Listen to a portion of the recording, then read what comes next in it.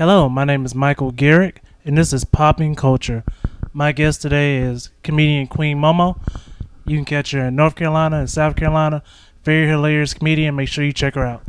Thank you so much for coming on the show. Thank you for having me. No problem.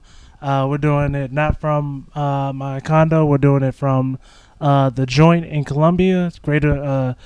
We do our open mic on Monday. We're doing it on Monday. Definitely check out the Joint, guys. It's a very nice spot, and thank you guys so much for letting me do the podcast here today. But yeah, like I said, thank you so much for coming on to the show. So the topic you chose was mental illness and how it's influenced pop culture. But before we get into that, whenever I have a comedian on, I love to ask. A lot of people like to focus on bombing or talk about bombing, but I'm more into succeeding. So when was the first time you killed, and how did it feel?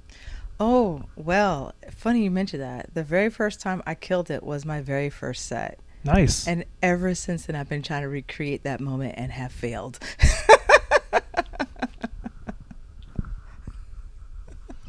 I don't agree with that. I think you do well a lot, actually. Thank you. I was shocked. Actually, because I had such a good response, like that high that you get when you know you did really well on a set, then oh my god, I got addicted to comedy.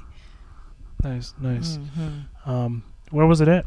It was at Coffee Underground, where they do Monday nights as well, for No Expectations Comedy, and so it was my first time. And as a matter of fact, there was another fellow comedian that recorded my very first set, and you can actually find it on my Facebook page. All right. What's the, of course, Facebook.com, but what's the... Oh, it's truly Queen Momo. Okay, guys, make sure you go check it out. So, also, if you go to Coffee Underground, get the Lucky Charm coffee. You're welcome. I love Coffee Underground. That's a great open mic, too. Yes, it is. It's fun. You can't even see the crowd. No, not when they turn off all the lights. Yeah. It's wonderful. Yeah, I did it, and I was like, guys, I'm in the Twilight Zone. Like, I hear laughs, but you don't see anybody. So has anything you done before compared to that feeling? Not really, no. Like, I mean, it's a completely different feeling. Even like doing Jiu Jitsu is a different kind of high than when you do really well. And it's because like you're connecting with souls on a different another level, if you know what I mean. So cool. yeah, it's nothing like it. Oh, you raised up just a little bit. There you go. Cool. That was so weird. I didn't know how to say that. That was weird. But yeah, that was weird. I'm sorry. I hope that didn't sound. But you know what I meant. You're good. Okay, cool. You also do jiu-jitsu. What belt are you right now? I'm a white belt. With one stripe. Okay. Yep. That's it. No, you'll get there. That's steps. Cool. Yes. How'd you get into it? Actually, I got into it because of my mental health. So okay. it was needed. Oh yeah, it'll make you tough, man. Mm-hmm. It's funny, like you get off work and you have to tell your coworker, like, what are you doing? I'm going into a room where I'm going to try to choke somebody out, or they're going to try to choke me out. This is what I'm going to do for an hour. Yeah. Exactly. It's a wonderful feeling. Yes. One last thing about comedy. How long have you been doing it? I've been doing comedy for 4 years. Nice. 4 years. Nice. Do you have any comedians you look up to or that you admire yourself? You mean like local or just either or? Oh, well, the local comedians, of course, I've gotten to know you better, so I really enjoy your style. Of course, there's Brandon Rainwater, Jazz Gill, Jarrell, Scooter. Love those guys. And as far as like famous comedians, then of course you have there's so many. So let me think of the very few. Kevin Hart, way back when. That Kevin Hart. Broke Kevin Hart? Yes, broke Kevin Hart. Okay. When the struggle was really real. And then of course you have Richard Pryor. Like I used to sneak behind the couch. My mom would hide the Richard Pryor LP, and I would sneak and go listen to it. So there's that. And then Dave Chappelle, he's just a genius. So nice. Yeah, I love the way he does his things. It's great. I love that metaphor though with Kevin Hart, because I'll tell my friends in the heartbeat, like, I'm a fan of Deion Cole, but I like fat Deion Cole. Gotcha. Yeah, so gotcha. So you decided you chose the topic of mental illness and how it's influenced pop culture. Any special reason why? Well, one is because by day I'm a licensed mental health therapist. Thank you for what you do. Thanks, I appreciate that. And no matter where you go, if you think about it, there's some form of psychology behind everything, like the lettering of a building or the colors that they choose, where they place certain items is all based on the psychological evaluation of how people move. And so I find that when we are looking at those type of things, then it's almost trying to like normalize the idea of taking care of your mental well-being, because everyone gets sick and some people are sicker than others. Okay. That makes sense. But again, thank you so much for what you do. Thank you. So when it comes to how it has influenced pop culture, I would like to first get out the negative stuff. A lot of one movie that definitely gets it wrong, in my opinion, is One Flew Over the Cuckoo's Nest. Oh yeah. Like I think that's a very not good representation of mental illness. No, it's not. I would agree with you there. Is there any other movies that come to mind, or any kind of art form? Oh, Gothica is a horrible one. That's just a horrible It's movie. Yes. Yeah, if you haven't seen it, just skip it. Don't watch that movie. Oh God, no. No. Horrible movies. You got another one? Another one I would have to say when it comes to mental illness not being shown correctly, I would go with Rain Man, just because I've known people like that and it's just not the same at all. That's fair. Yeah. But what about good ones? Good ones. I'm butchering the name. Wow, I should have kept my notes. I apologize, guys. Sam and I and Sam is a father that has a mental issue and he's taking care of his daughter. Oh, I have not seen that one. Yes, I think it's either I and Sam or Sam and I, but it's a good movie. Okay. My first one that comes to mind actually is Joker. For antisocial. Okay, so here's a little tiff that I have. When people say, "Oh, I'm antisocial," no, you're asocial, because that means you don't like to talk. Antisocial are your sociopathic people, and so the Joker it's of course it's Hollywood, but it does a really impressive Hollywood version of antisocial personality disorder. So I enjoyed that very much so.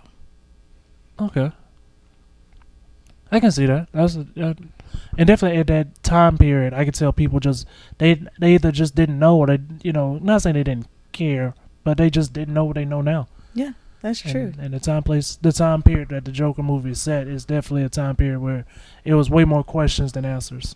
Oh, definitely. We've come a long way, but we still got a long way to go. I mean, there's still such a huge stigma when it comes to mental illness. Yes.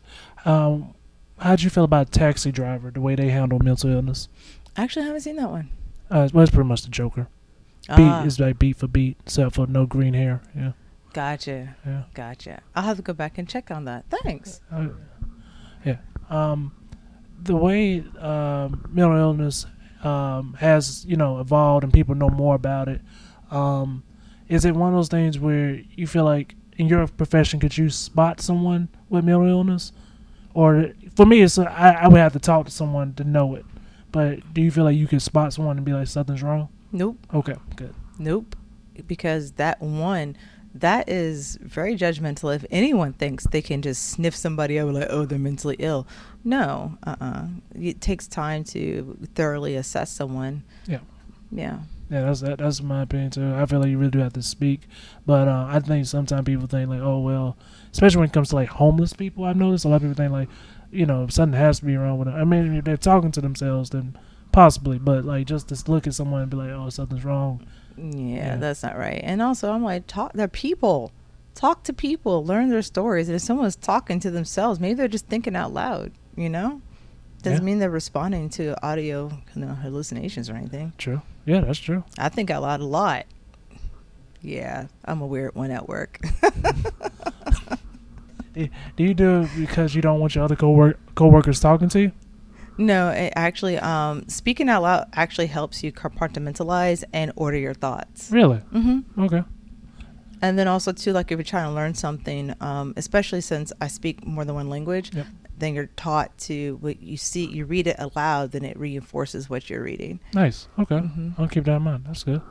When it comes to mental illness, when it comes to like the genre of music, how do you think that the mental illness and music play hand in hand? Oh goodness. So I feel as though that when it comes personally to a lot of the artists, that's how they speak their soul. It's kind of like poetry. It flows, and especially like if you could feel it within their words, like, oh my God, they went through something. But then you have some like that one song, like I'm up and I'm down, I'm in and I'm out, I must be bipolar. Then that is a horrible representation of what mental illness is, because that's not what it is. I've actually had someone come into my office say, oh, I'm up and I'm down and I'm really moody and blah blah blah blah, and I'm like, that's not bipolar, honey. I was like, did you listen to that song? Like that's not bipolar. Somebody thought they were bipolar because of a song. No, that's not bipolar disorder. Wow, that is something right there. For me, of course, I was born in '92, so 2000s was kind of like a good time period for me. Punk rock really introduced me to a lot of like very depressing music at that time. It was very poppy, but like they would have like depressing lyrics. When it comes to that, do you think they like really do well describing it in their music, or do you feel it's one of those genres where it's like just not use the term man up, because if you have a mental illness, you have a mental illness, but do you think they reflect well, or they kind of clash?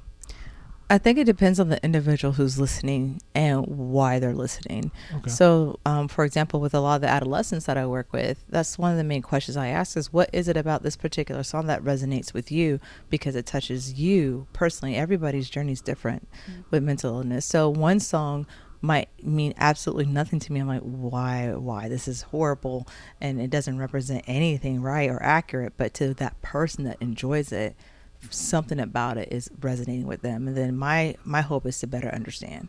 Okay, cool. I notice in a lot of military media, or anything to deal with military, when it comes to PTSD, when it comes to pop culture, do you think they really show it well, or do you think it's kind of one of those things where they do too much or too little? I think in older films they did way too much. Oh yes, of course. But of course Hollywood is about exaggeration.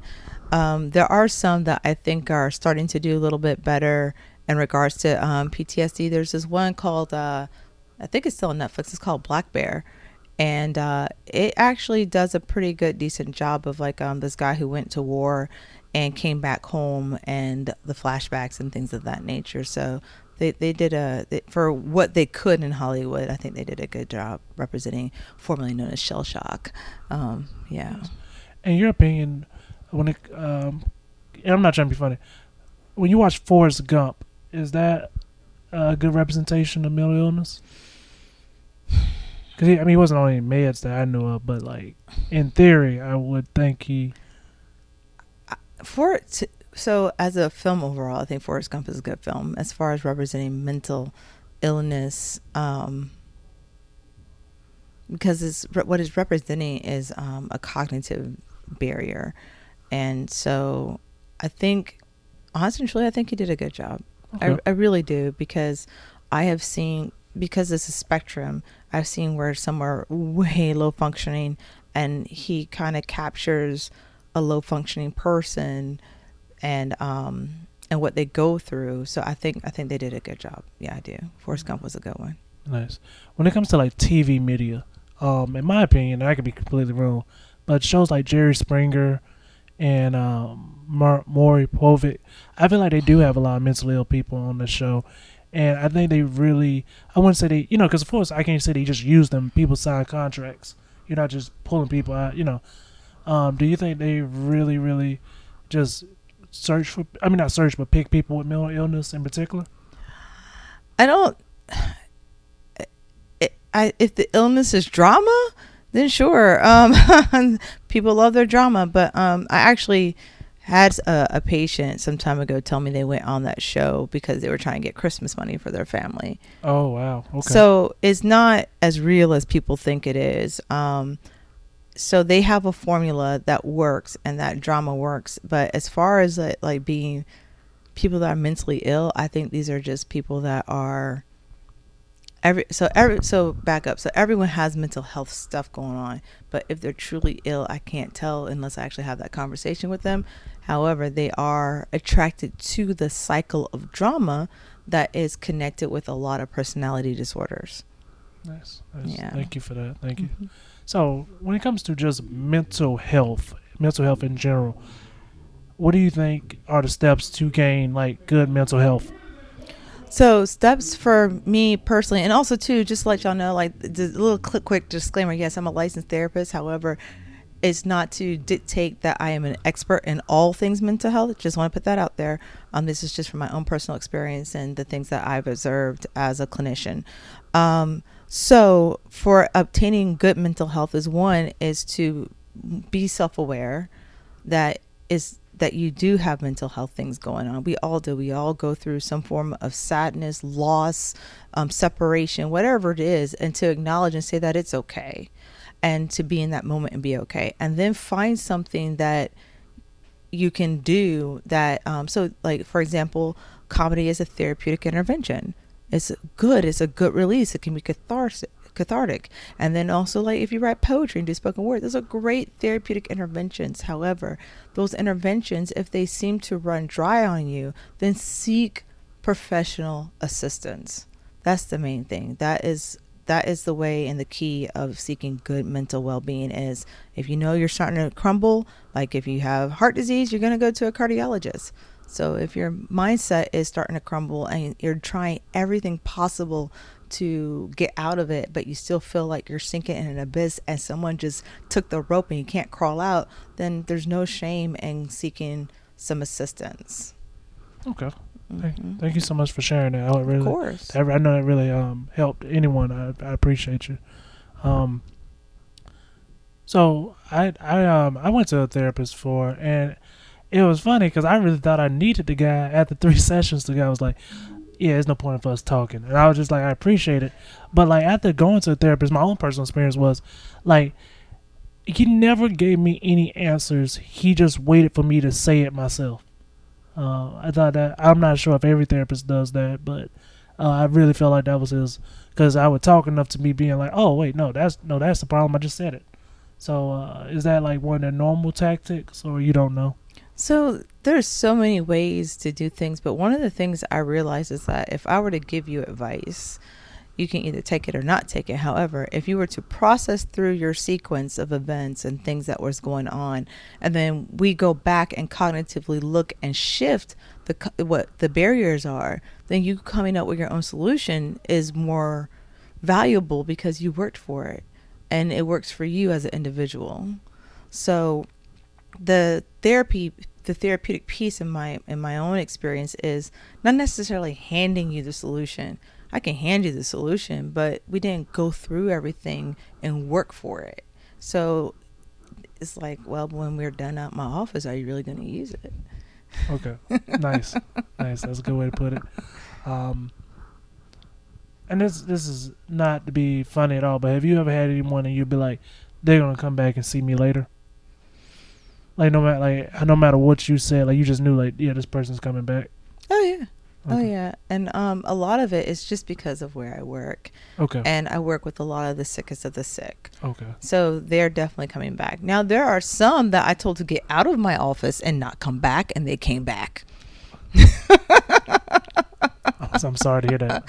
No, it was a good thing. Okay. It was a very good thing. That particular intervention was with a borderline personality disorder client that I had, and that actually was the moment when I learned I can't give people the solution. They have to figure it out for themselves because it's more valuable. And when I told that person to get out, I was like, this, and this is the case. We are not making any movement. I have other people that want to be here. Get out. And then they came back at their regular appointment time. I was like, oh, so you're ready to work? And that person made a lot of good progress after that. Nice. I'm very proud of that person. Nice. Well, whoever that person is, but I'm proud of you too. Yeah. And if you don't want to talk about this, we don't have to. But when it comes to people, because sometimes they do end up in mental hospitals, some of them do end up in prison. Mm-hmm. Do you feel like some people need that kind of restriction? Yes. Okay. Some people need structure that unfortunately the norms of society can't provide. Unfortunately, some of our prisons are becoming our mental health facilities, which is unfortunate. But we do have some individuals that don't have the insights or the ability or capacity to think that what they need is out there, so they just go and completely just do the things over and over again to the point where they end up breaking the law or something like that. So it's kind of like, I would want them to be in a facility, however also there are consequences to behaviors, so some people need it. And Yeah, I worked in we didn't call it a prison, we called it a mental health hospital, but the barbed wire, they can't leave. mm-hmm. And you learned a lot about how much like children, like their trauma they had when they were kids. It was one guy, he hit a nurse, and he had to be restrained and get a PRN shot, all this different medicine. And when he was held him down on the bed, he just says, "Okay, go ahead and rape me then." And it was just like, oh wow. I mean, he still hit a nurse, so we couldn't just like be like, "Oh no," but we were just like, Mm-hmm. you saw like, okay, this is years of years. And then I read his chart that I found out like family abused him and stuff. But you just realize like it doesn't take much for like something like that. It's just sad to see.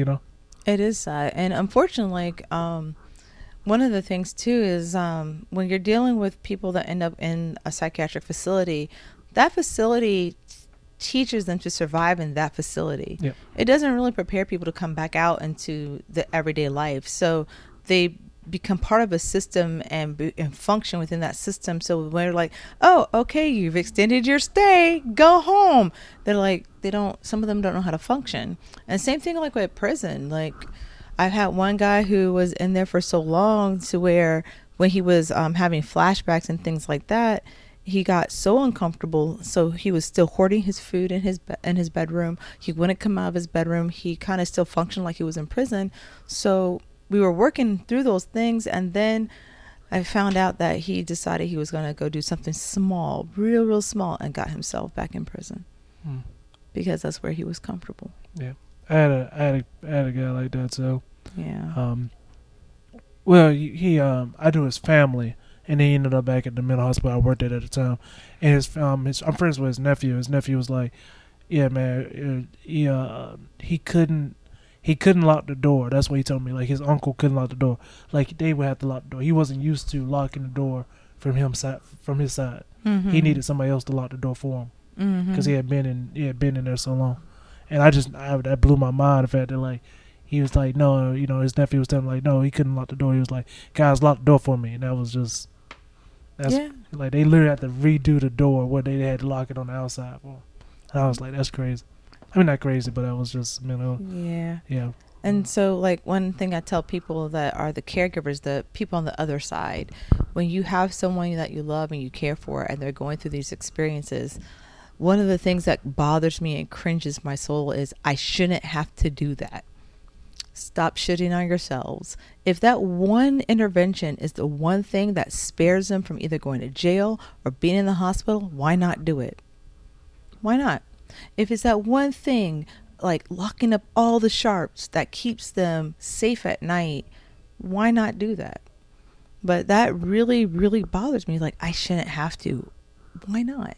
Yeah, that is one simple thing. Like, they were willing to do it. I forgot what he did to get back in there, but like they screwed it, they changed everything. That's good. But I just remember just being like, that it blew his mind. He didn't know, like, but he did. Like, he was in there for at least, I think, 19 years. So that's a long time. It changes people. Yeah, for real. Yeah, you at the 2, I feel like I forgot one patient told me, he was like, after 4 years you're a convict. He was like, you can be an inmate for a while. You do more than 4 years. He was like, yeah, you're a convict now. Like, you, becomes a way of life, Yeah. You have to survive in that environment. Yes, definitely. Where would you say is the first place people need to look if they do need help? Like, do you know hotlines or any numbers? Well, so if you are suicidal, there is the suicide hotline, so definitely call that. If you're adolescent, they actually do have hotlines as well where you can text someone, so that's good. So I would Google the suicide hotline, and then a lot of resources come up. A lot of states, no matter where you are, they have state agencies that is affordable. So the main thing is, some people are like, well, I can't afford to go. Don't worry about the money. Pay $2 if you have to. Work something out. There are many people out there that are willing to help. Also, those of you with Medicaid, Medicare, just call the number on the back, customer service, to find out who's a provider that accepts your insurance. Same thing with private insurance. So there are providers out there that can do that. If you're self-pay and you don't have insurance, just by looking up on, you can go on Psychology Today, for example, and find someone that is a counselor or therapist that might be able to work something out with you if you're self-pay. Thank you so much for giving everybody that information. As guys, make sure you if you ever have that, if you need any of those numbers, please go back and look at them again. That's I'll try my best. I'll put them under in the comment section too, so they'll be there. So how many comedians do you think have mental illness? Sorry. Because it's just like, I mean, for starters, and this isn't us picking on any comedians we know. It's just the fact that like we hang out with comedians like after shows, before shows, and it's just some people you just like. I wonder how their brain works, especially like the ones that have those outside the box jokes when you just like, it's funny, but to get to that joke, you had to think some twisted thoughts. Yes. So I personally always believe there's a thin line between insanity and genius. And I think one of the many things about people who are just creative in general have a lot of mental health issues. And so it's funny you mentioned that, because I was talking to DL Hughley. Yo, shout out. Oh, that's DL. dropping heavy names. Miss you, Charlie. I was talking to DL Hughley the other day because that's what I do. And I love his dog. Charlie's amazing. Anyway, so I was talking to him about my profession. And DL Hughley, you were talking to Yes, I was talking to DL Hughley. I guess in case y'all missed that. And about what I do. And he's like, you're where you need to be. Like, he's like, comedians, we are messed up. And I was like, you're absolutely right. A lot of us, we are. Look at Richard Pryor's story. Like, oh my goodness. And then, like, we mentioned earlier, like, broke Kevin Hart. Like, I feel like, though, when you look at it, it reminds me of, like, the meek shall inherit the earth. So they went through humbling experiences to get to where they are. And in order to get through it, they found a really good coping mechanism, which is to laugh at their pain. Yeah. You brought Richard Pryor. When it comes to drugs and mental illness, do you think they really play hand in hand, or do you think it's usually mental illness first, and then then they look for drugs to cure it? That is like saying what came first, the chicken or the egg. Okay. So the way I look at code disorders like that is really about talking to that individual and what their timeline looks like. Sometimes you'll find people that had a very traumatic experience and they're just trying to down out the pain. Some people end up being exposed at a young age by an adult. Yeah. And then so they're kind of peer pressured into things. But for me, I look at, when it comes to drugs and alcohol and addiction, that something must have happened to where that was a symptom, and then the symptom just became the disease itself.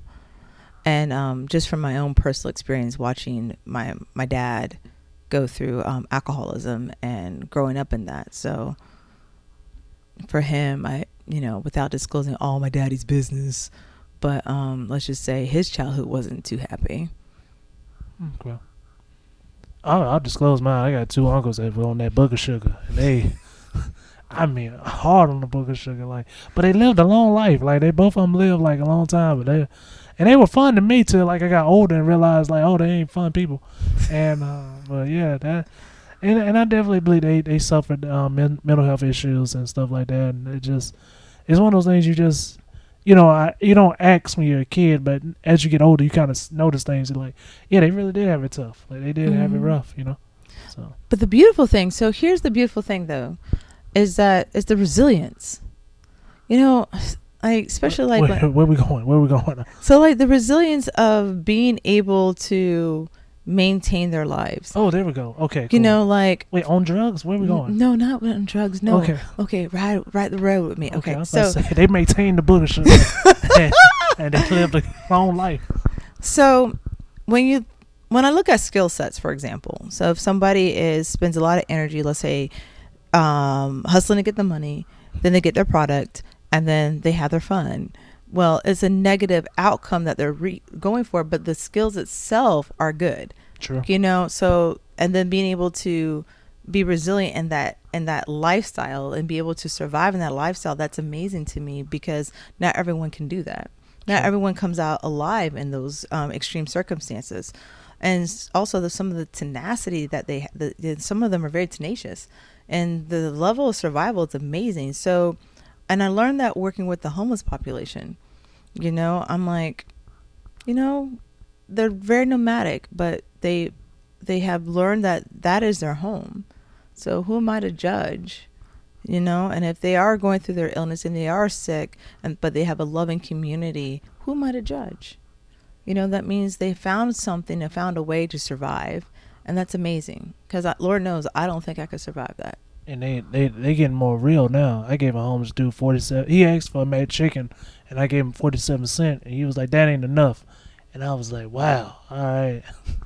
I was like, he had the balls to be like, "Hey, I said make chicken," but yeah, they getting a little more courageous now too. They are, and for me personally, like anyone who's in need, if I have it, if you tell me what you need, then I'll do that as to the best of my capacity. So if you need food, I'll go get food. If you need a blanket, I'll go get a blanket.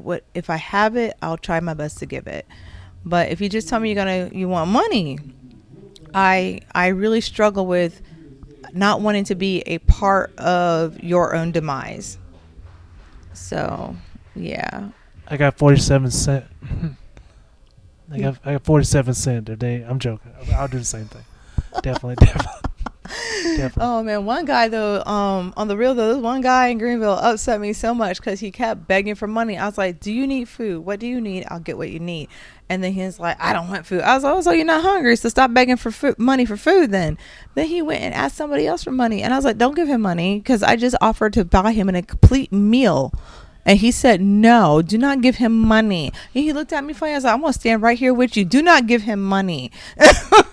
For you guys that don't know, Queen Momo, she got time. So she I've seen her in action. When she has time, she has time. You'd be like, "No, it's not that big of a deal." That guy never got money, did he? I don't know, because not while I was there, he didn't. I bet not. No, no. Everybody was more scared of you than... He walked on. I was like, "Good, walk on." Yeah. Walk on. He didn't have enough energy to fight. Yeah. You had a full meal, and I was probably drank a bunch of water that day. And yeah, I'm just like, if you need it, I got it. But don't beg people for money for something that isn't going to be in your best interest. Yeah. Make better decisions, people. Ooh, there's a fly. Okay, the joint has flies. But still come and visit the joint. Yeah, it is awesome down here. Bring your fly swatters. Is there anything you like to add, or anything you think that people should know when it comes to mental health? Be patient. Be kind. That's the main thing. Be patient, be kind, because in all reality, every single human being has a mental health concern. We're not all ill, but we all go through things. And that's where compassion and mercy comes in. Now, that doesn't mean to excuse bad behavior. Let's just make myself clear. I'm not going to condone bad behavior or behaviors that are criminal. However, being patient, being kind, and to the best of our capacity, understanding of what's driving those things, that's for us. Forgiveness is for us, so that way we don't choke them out. Exactly. Best way to put it. Yes, I agree. So thank you so much for coming on the show. Is there anything you'd like to say to your fans? Oh, hi fans, if I have them out there, thank you so much for loving me. Continue to love me. Ow. I just want to make you laugh. That is good medicine. So yeah. Where can they follow you? Facebook, Instagram. Oh, so I'm trying to do TikTok. So I have the younger generation, the 10-year-olds, try to teach me TikTok. It's hilarious. But I'm trying to do the TikTok and the YouTube. Yep. All truly Queen Momo. Nice. Good. Well, thank you so much for coming on the show. And you guys, thank you for listening and have an amazing day.